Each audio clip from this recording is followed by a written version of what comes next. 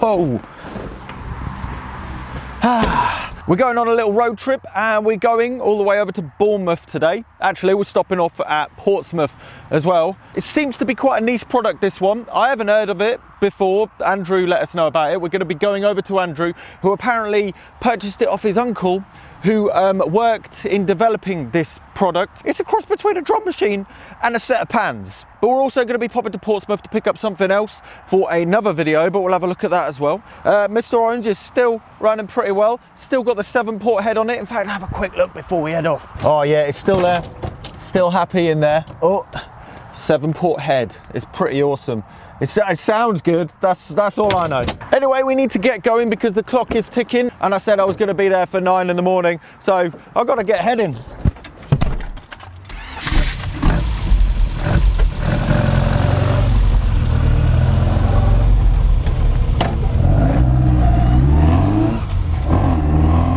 So we're off to get something called the Seabro Gig Master.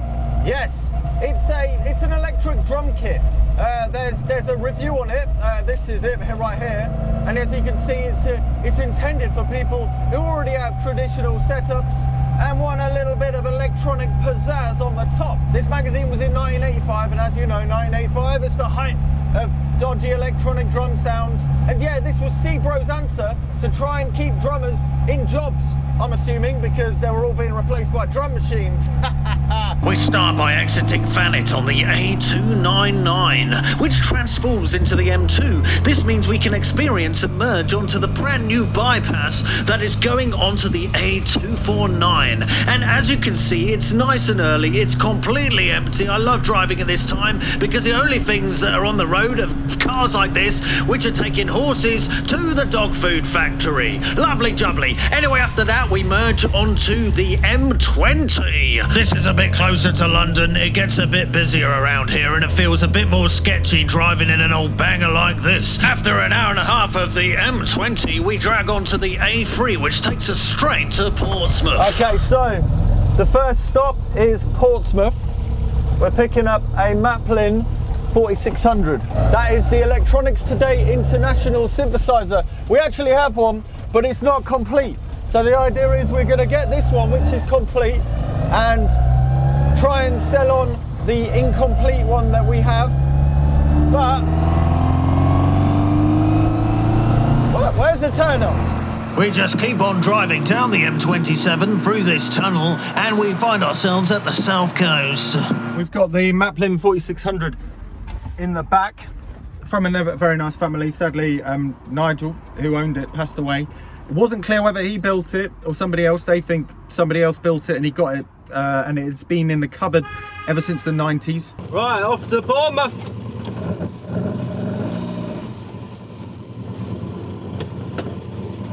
The rest of the day turned into quite a slog. It seems like most of the south coast right at the minute is a 50-mile-an-hour blooming roadworks. And yes, it's summer holidays, so holiday goers were hogging the middle lane the whole damn way.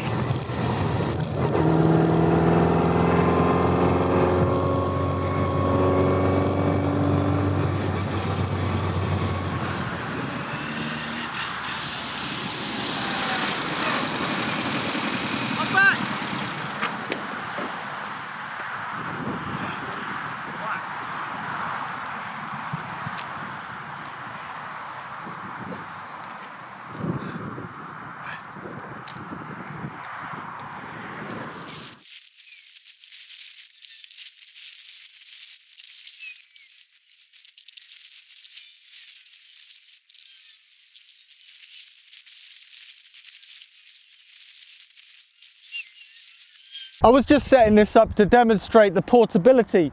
It got me thinking, this was out in 1985 and it was intended for, I don't know, not amateur, semi-professional touring musicians. And the chances are, is some of them were probably touring in things like this. So this had to fit into things like this, and it does. It's surprisingly compact for what it is. These are pressed aluminium, pretty much pots and pans. The whole product was fabricated by Andrew's uncle and his partner. Andrew didn't know how many they ended up producing. I would love to ask Andrew's uncle about it a little bit. From pressing the aluminium to welding these custom mounts and also building the actual synthesizer voices themselves. I think it's a pretty good deal for 500 quid. I mean, translated to nowadays, that's 1,500 quid. Anyway, let's pack it down and see what it sounds like.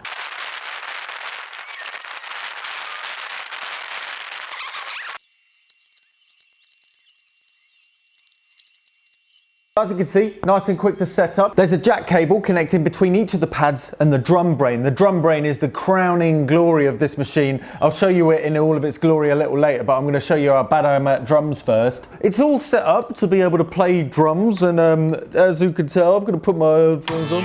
Oh.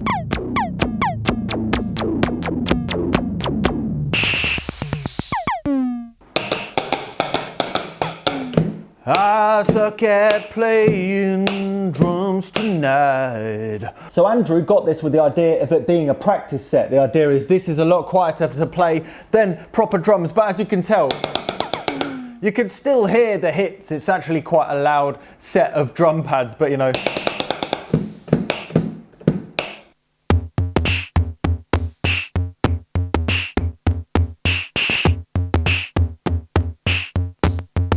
One thing I've noticed is if you hit the pads too hard, this actually double triggers, especially the kick drum.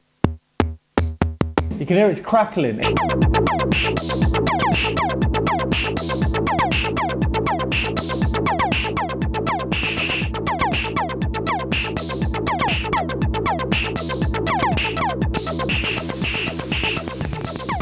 I never said I could play drums. There's a fundamental issue I've noticed here, and no, it's not me absolutely sucking at drums. It's a problem that's shared with quite a lot of the 1980s drum sets, and that is the relationship between the pads and the drum brain. If you noticed, the kick sounds like a it's actually double triggering, so the start of the drum just isn't that clean and you don't get that punch. That, on top of the drum pads being basically plywood with vinyl on top of it, doesn't really help for the drum pads to send nice uniform triggers over to the drum brain to make the most of the drum brain, because the drum brain is actually amazing. It makes some of the most punchiest drum sounds I've ever heard. Let's plug this into a more uniform set of triggers and have a listen to the actual drum sounds themselves. So this is the drum brain. It's got 7 synthesizers that are exactly the same. Each of them connects to one of the drum pads via a jack cable. So you get one of the drum pads, there's a jack input in the side, you plug it in. Oh, that was pretty bad. You plug it in. So when you hit it, there's a piezo element inside of here. However, I can't show you it because it's all glued in there and glued together. We'd have to destroy it to have a look on the inside, so we won't bother with that. But to show you what all of the knobs do on the drum brain, you don't have to plug it into the pads. You can actually plug it into synthesizer sequencers, like this one right here, which is the BeatStep Pro. So we're going to get all the jack cables and connect it into it like that. And now,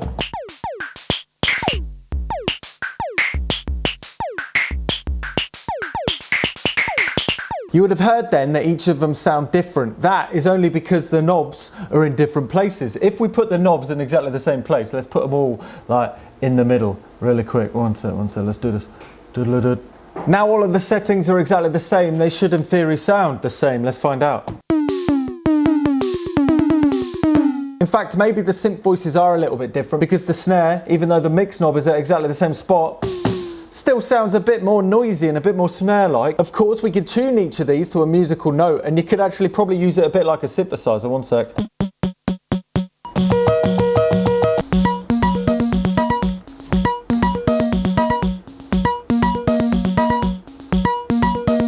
On each of them, there's a decay knob that adjusts how quickly the sound decays, from really quick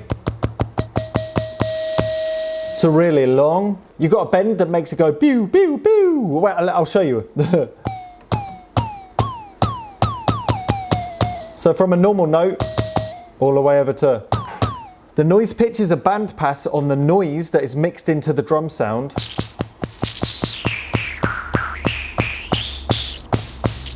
Oh, bit of crackly pots. The pitch tone is the pitch of the oscillator in the drum voice.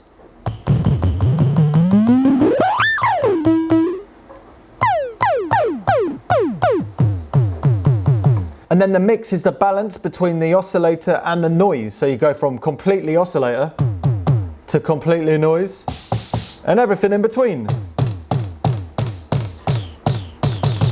This punch knob is really cool because it adds a serious transient at the start of the sound. So this is it off. And then you turn it on, you can hear it's got a at the start.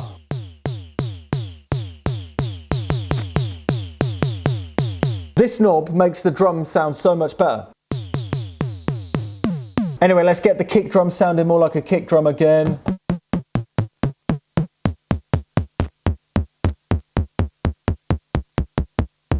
And the snare like a snare.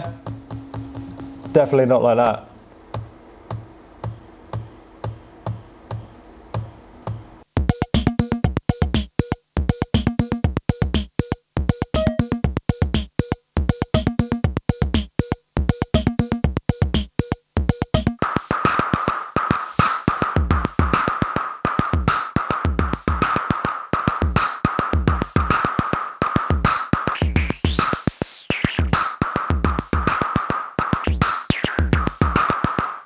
Right now you're listening to the drum brain completely dry with zero compression. I think it sounds like it's slammed with compression because of the punch knob, the knob that makes it go.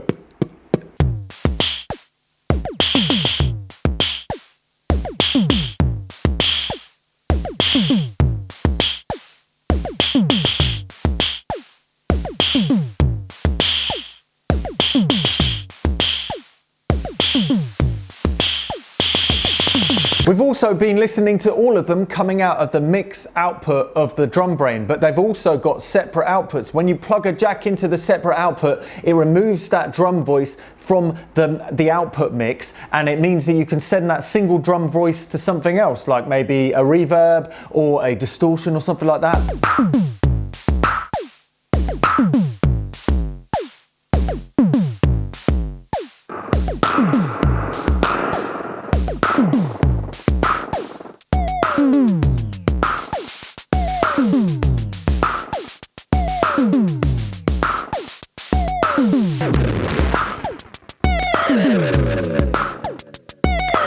In the article, it talks about the drum synthesizer voices being designed to sound good through certain speakers. The kind of speakers that you would have probably had in a back room of a pub. Those big, medium grade PA system kind of things. And I think that is talking about the thing that I think is so good about this, that boom, boom, boom, that real kick on the transient. It's made to really push those old crappy paper speakers and go boom, boom, to give that feeling like there's a kick drum in the room, which I think as time has gone on and speakers have progressed, it just makes it sound so much more present and beefy.